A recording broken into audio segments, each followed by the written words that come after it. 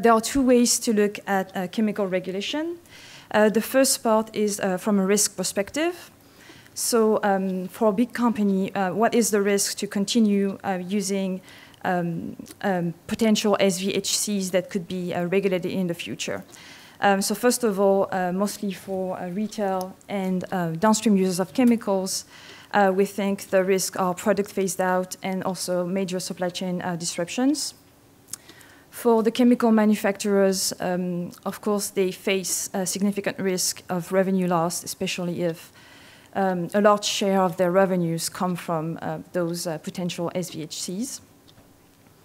On the opportunity side, we think that companies investing in finding safer alternatives, having this more proactive approach, versus reactionary approach, are putting themselves in a much better position compared to competitors that are pretty much waiting to see what's going to come on the restriction and registration list of REACH.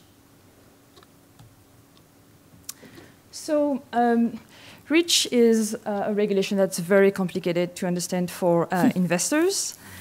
Among the uncertainties around the regulation are, how many SVHCs will be regulated, how EDCs are going to be addressed by the regulation, and what investors really care is who will be impacted, when are companies going to be impacted, and what should they look at when analyzing companies, and what questions should they ask them on this topic. So. For us, that's when the Synlist comes into play. We've been using the Synlist since 2009, and for us, it's currently the most reliable and comprehensive database currently that we can use that will help us identify the most at-risk substances that companies are using. So. From there, we look at which chemicals are currently included in the list, and which companies are potentially using the chemicals to measure companies' risk exposure.